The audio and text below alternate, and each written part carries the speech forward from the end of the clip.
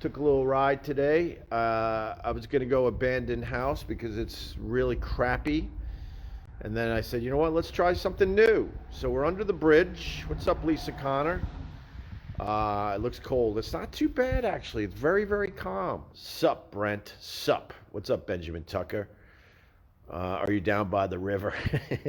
Down by the river, I shot my baby. What's your favorite bridge song? Give us a call on the only station that really rocks. Dude, what is that? That's some prehistoric shit walking through the water. I know my shit. What is that? What the fuck is that for real? Does anyone know? Is Fish Guy Photos in the room today? He would tell me. But see, there's a tide, obviously. You know, here's my footprints. They're a little more normal. And then you had this walking through when the tide was low. I don't know what the fuck. You going herring? That's a big bird. Yeah, maybe Howard Stern was walking through here. You never know, man. Hoo. Yeah, it looks like a bird, but what kind of bird? I honestly don't know these footprints. I usually know a lot of the footprints that I see in the sand and whatnot. I could recognize a bunch of them, but this I have eagle, turkey. That's some prehistoric shit, and it also means that thing is around here somewhere. I don't know what the fuck's under this goddamn bridge. Are you thinking a dinosaur? I'm thinking a dinosaur. An egret.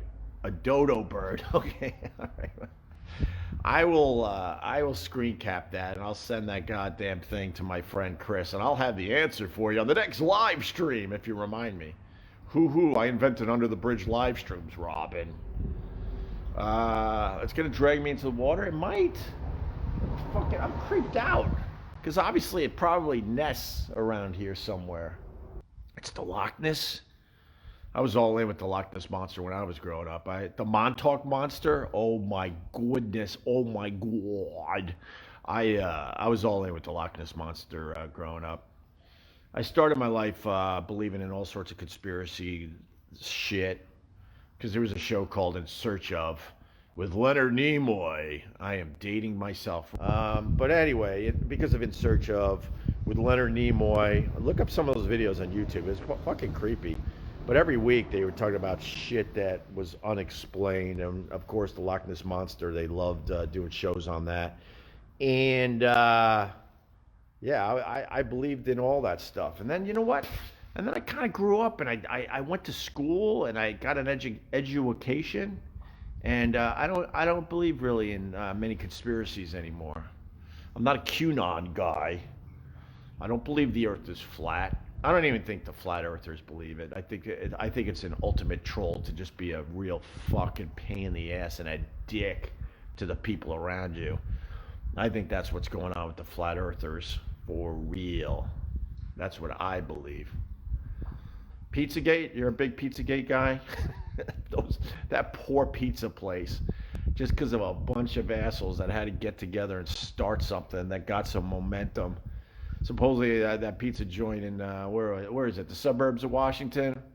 A real nice family-owned business. Families went there to get their little pizza and play some ping pong, I think. And God, if the dark web didn't destroy that fucking establishment. So sad. The Bigfoot. Yeah, I was into the Bigfoot as well. I don't think, I think with all the technology we got nowadays, and certainly you got the Bigfoot hunters going out there with all the latest equipment, I think it's pretty obvious that there's no fucking Bigfoot. Sorry.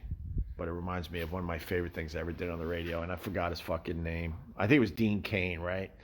Yeah, Dean Cain came in and he was promoting a Bigfoot show. They had a competition basically, and it was a whole bunch of Bigfoot hunters, and the show was basically, all these Bigfoot hunters were going out to try to find Bigfoot, and it was a series, it was a show on TV, and he was really, really excited, and he's really pushing the show, and he's like, yeah, you're gonna have to watch and see what happens, and then I think if someone brought back a Bigfoot or evidence that a Bigfoot actually lives, then they were gonna. I don't know. I think the prize money was ridiculous, like $1 million or something like that. So Dean Cain is really pushing this show on my show. And I go, hey Dean, I just got one thing to say. Obviously they didn't find Bigfoot, huh? And he goes, what do you mean? What do you mean? And he looks at me all strange, like, well, you're gonna have to, you're gonna have to watch to find out.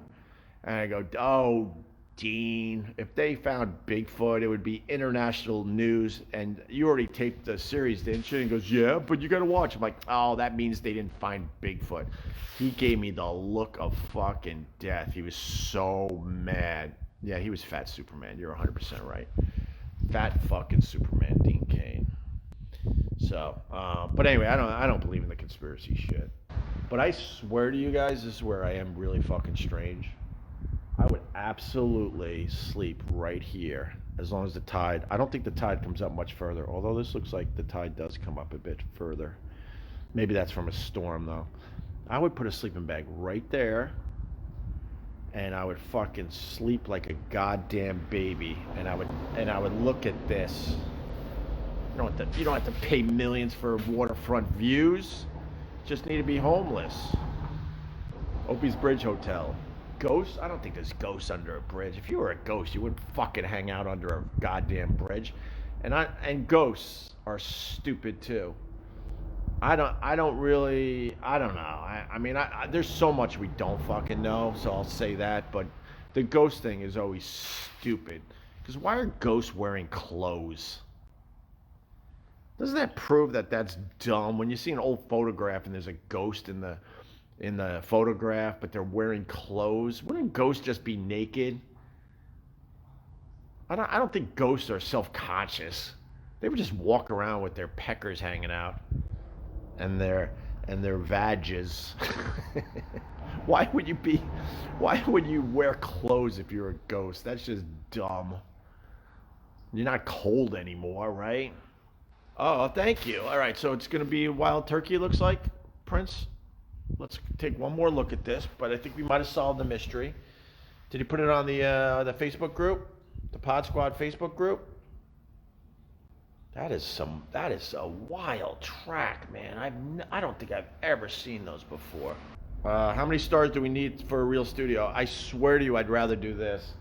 Although I'm buying equipment begrudgingly, and I'm gonna start setting up something that's a little more traditional. But I swear to you, man, I'd rather do this. Rather do this with a professional microphone and then throw it on a podcast. I would invite a guest here in a second. I would get a couple chairs and sit here, have a beer, and do a podcast. Let everyone else do that stupid podcast format. They're all doing it wrong. I just haven't decided if I want to show everyone how to do it again. But they're all doing it wrong. Joe Rogan openly admits that he got his inspiration from the Opie and Anthony show. But to Joe Rogan's credit, he was inspired by what we were doing. It made it his own and made it work. And then you got all these stupid fucking podcasts from comics all copying Joe Rogan. And they're all wondering why they don't get numbers. They're all doing a mini version of Joe Rogan's podcast. Oh my God, and they're not interesting at all, just about all of them. And they all sit in a dumb little fucking studio. When you could just take this and go anywhere. Why wouldn't you just go anywhere with this?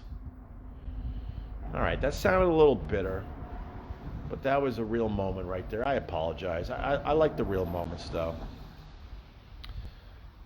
Bill Burr's good. Yeah, I mean, if you want me to name some of the podcasts that are good, of course Bill Burr's good. I have no opinion on Rogan because I don't really listen anymore. It's been a few years. Obviously, he's crushing it. I think Chris DiStefano does a very, very good job. I think those are the only two that I still search out. I've tried a lot of the podcasts, and it's forced, excuse me, forced laughter. Because comics, they really feel like they have to be funny all the fucking time instead of just talking like a real person. Brewer's podcast was excellent, and I got him to start podcasting again. He openly admitted it on one of his episodes, and then he tapped out again. This fucking Brewer. That's a guy that would have a great podcast if he just kept with it. But most podcasts done by comedians aren't that good at all because they just have to be funny. Their egos will not stand for it if they're not funny. So they sacrifice some damn good conversation by trying to come up with lofts and lofts. Jim and Sam, Justin Johnston. You're still hanging in there? Oh my God. Turn off the lights when you're done. You might be the last person still checking that horse shit out. Oh my God. I can't imagine how bad that is. Like I said, I don't have Sirius XM. They yanked that away from me as soon as they showed me the goddamn door. But I could say this: I mean, no one I know is talking about Jim and Sam. Oh my goodness! Turn out the lights when you're done. Florentine's is good. Yes, you know what? I'll put Florentine on that list. I haven't checked him out in a little bit, but every time I download one of his podcasts, it's good because it's unique. It's different. There's a whole bunch of comics that don't know how to do this, so they just copied the Opie and Anthony / Joe Rogan format, and they're doing it very, very badly. Very badly. Half the time you go, what the fuck are they even laughing at? They just laugh at everything.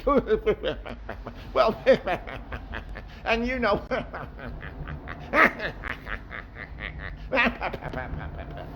wonder if I'm going to see Rudy Giuliani under here. I'm not sure if he's awake yet, but we might see Rudy Giuliani pop out.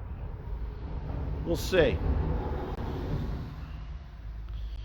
Rogan has great guests, but what? Is it too long? I mean, there's no buts with Joe Rogan. The fact is, he's still fucking crushing it. He's fucking crushing it. Oh, you know, another podcast I did like. I liked a little Bert Kreischer. I haven't heard him in a little bit. And Joey Diaz, he had a very good podcast as well because those guys were doing it differently.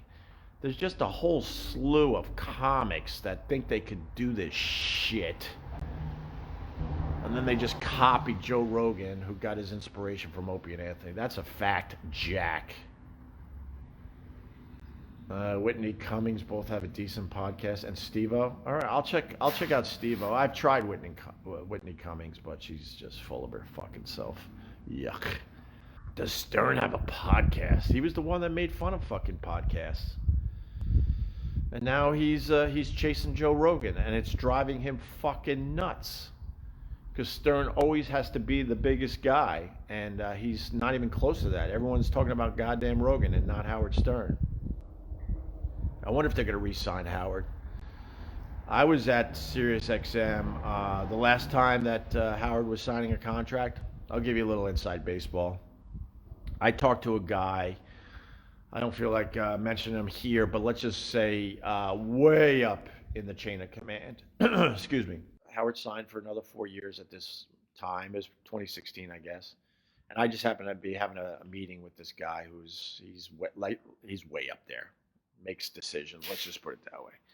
And I congratulated him. I go, hey man, congratulations on the Howard thing, because I know it's important to the company.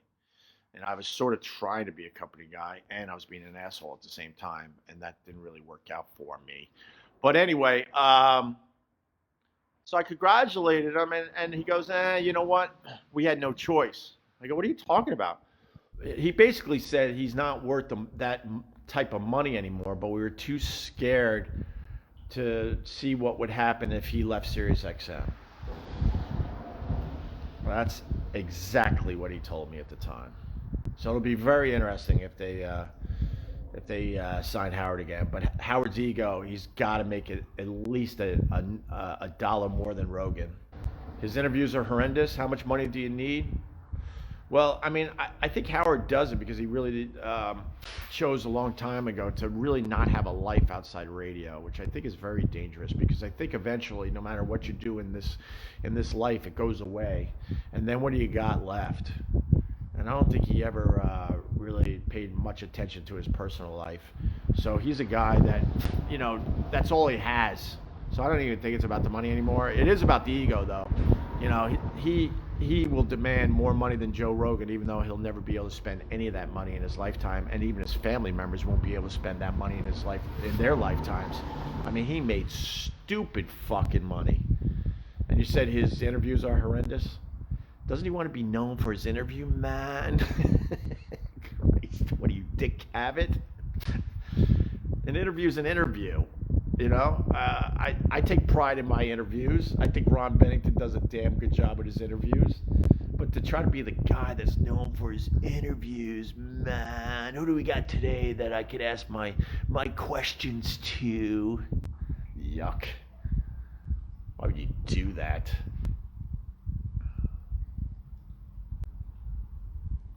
What's up, Brian Parnas?